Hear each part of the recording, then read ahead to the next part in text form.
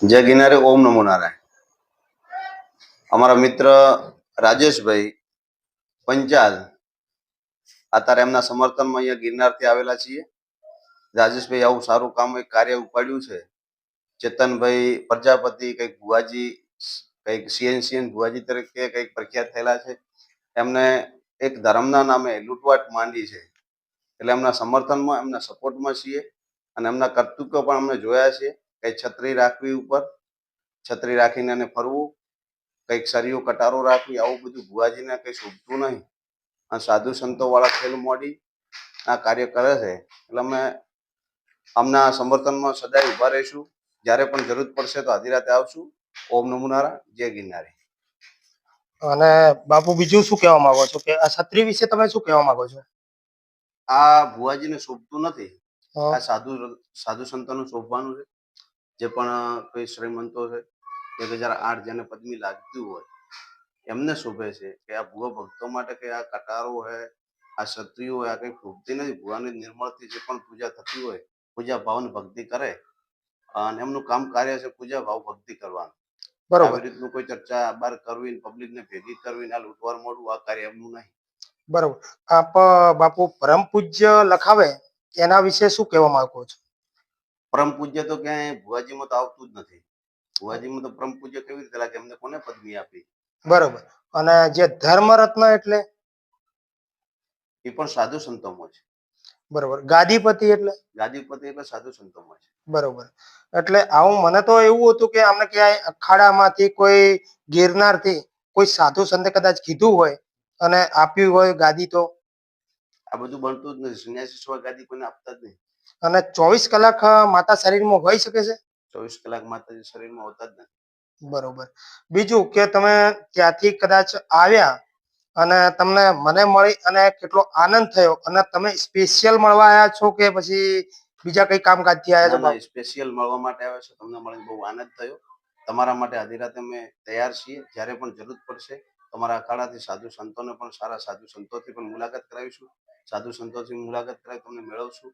તમારે જરૂર પડશે તો અમને અહીંયા બોલાવશું ખરા અને તમારી સાથે પણ રહીશું. બરોબર.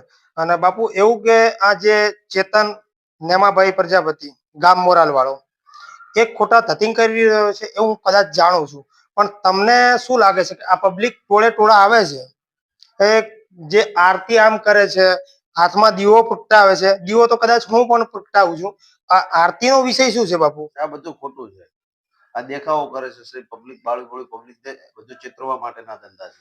અને જે કટારનું જે છે, કટાર કેમ રાખે છે, શા માટે રાખે છે? એનું જ મહત્વ સમજમાં જ નથી આવતું. બરોબર. કઈને ડરાવવા માટે રાખે છે કે દેખાવો કરે છે એ ખબર નહીં પડતી. અને જે આ કામણ તુમણ ને જ્યાં કોઈ પણ આવે છે તો કે તમને ચાપડી વળગેલી છે, ચાપડી માતા છે અને 72 કલાકનો જે સિમ્બોલ છે એમાં બાપુ તમે શું કહેવા માંગો છો? દેવી શક્તિ પહેલી તો કોઈને દુઃખ દેતી જ નથી. બરોબર. અને આ કરતું કામણ તુમણ કાળા જાદુ એટલે એ બધું હોતું જ નથી. આ બધું બનાવટી છે. એ એવું વારંવાર કોઈ પણ આવે છે કે તમારી ઉપર કાળા જાદુ કે કરતું કરાયેલું છે? આપણે ઉપર કરે ને. મેં એને ચોખ્ખું કહી દીધું છે કે તું 72 કલાક વાળી તારી માતા હોય, તારા શરીરમાં પ્રવેશ હોય, નાના દેવને પણ હું માનું છું અને હું ખાસ પેન તો સાધુ સંતોનો જ છું. અમે પણ માનીએ જ છીએ, પણ આ બધું જે દેવી દેવતા કોઈ ઇન્સાનને દુઃખ પહોંચાડે, કોઈ મનુષ્યને જો દુઃખ પહોંચાડે એ દેવી દેવતા જ ન હોય. હા, કારણ કે આપણે દુઃખી થવાના ઘણા બધા કારણો હોય છે કે આપણે કોઈનું ખોટું કર્યું હોય તો આપણે એ ભોગવવું જ પડે છે. ભોગવવું જ પડે. કર્મનો દોષ છે એ તો આપણે ભોગવવાનો જ છે. કારણ કે આપણે પોતે ઉઠીએ મેં મારા ભાઈનું ખરાબ કર્યું હોય તો મારે ભોગવવું પડે છે. મેં મારા ભાઈને ભાગ ન આપ્યો હોય, કોઈનું બીજાનું પડાવી લીધું હોય, કોઈના રૂપિયા લઈને ના આપ્યા હોય તો આપણે ભોગવવું પડે છે. એ સ્વાભાવિક વસ્તુ છે. એ સાચી વાત છે આપની. બરોબર. જે ખોટું કર્યું જ ન હોય તેને હું ભોગવવાનું. તમે બાપુ ગિરનારથી તો આવ્યા છો, પણ બનાસકાંઠામાં કેટલા સાધુ સંતો મને સપોર્ટ કરશે એવું તમે અંદાજિત કહી શકશો બાપુ? સત્ય જે પણ સાધુ સંતો છે, સત્ય જાણશે તે તમામ સાધુ સંતો આપની સાથે જોડાશે. તો બાપુ આ વિડીયોને તમે કહી શકો કે વિડીયો કેટલો શેર કરવો અને ક્યાં સુધી પહોંચાડવો? કારણ કે તમે ગિરનારમાં હોય જે અખાડાનું નામ બધા મને નથી આવડતું બાપુ. જુનાગઢ જૂના અખાડા, તેરામઢી જૂના અખાડા. તેરામઢી જૂના અખાડા. બરોબર. ત્યાં સુધી તમને કઈ રીતે વિડીયો મળ્યો મારો? ફેસબુક દ્વારા મેં વિડીયો જોયો. જોઈને પછી અમે અમને પૂરો ગોર કરીને બીજું કે આ આદમી સત્ય છે, અમને મુલાકાત લઈ અમને પૂછી લઈએ શું સત્ય છે શું નહીં. તમારા જોડે આવ્યા એટલે આનંદ આવ્યો.